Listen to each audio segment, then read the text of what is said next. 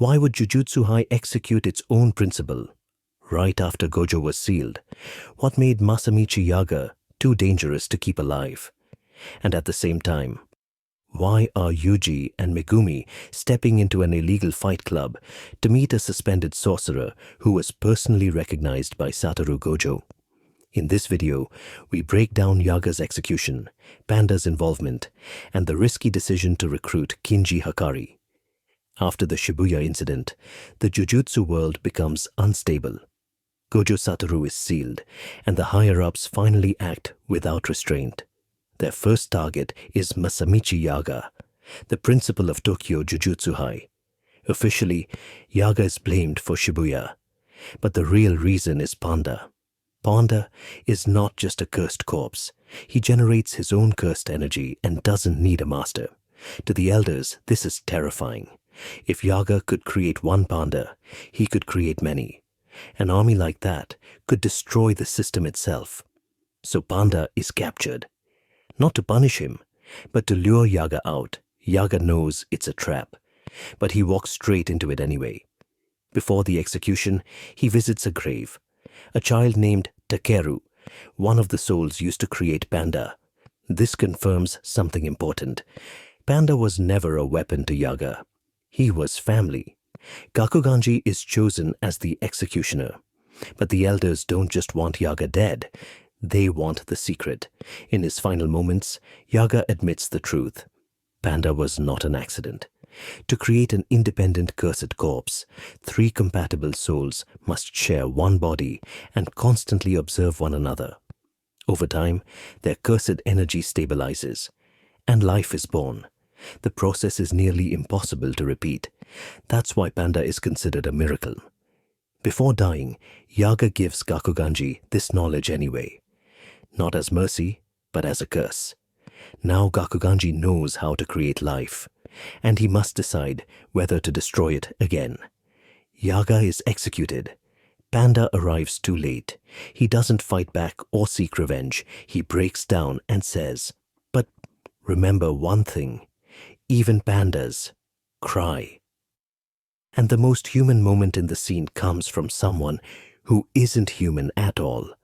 The story then shifts underground. Yuji Itadori and Megumi Fushiguro head to an illegal fight club. Their mission is to recruit Kinji Hakari, a suspended third-year student, someone Gojo personally believed in. Hakari was removed from Jujutsu High for defying the elders. His cursed technique is considered too modern and dangerous. During the night parade of 100 demons, he even got into a physical fight with a higher-up. Now Hakari runs an underground arena where civilians gamble on sorcerer battles. This alone is a crime punishable by death. But Hakari doesn't care. He believes life is about risk, excitement, and something he calls fever. To meet Hakari, Yuji enters the ring as a fighter. His opponent, Panda. Instead of ending the fight quickly, Yuji puts on a show. He draws attention with his movements. Panda plays along, and the two of them put up an act.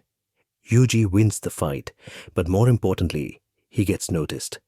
Hakari sees him immediately. That earns Yuji a private meeting. Kirara guides Yuji to Hakari. Meanwhile, Panda and Megumi are talking. Panda says Yuji's likable personality should pair well with Hakari, but admits Yuji is terrible at lying. Megumi adds, more bluntly, that Yuji seems to have no concept of lying at all. Inside Hakari's room, Hakari explains his dream. He wants to use the chaos of the Culling Game to make sorcerer combat public and legal.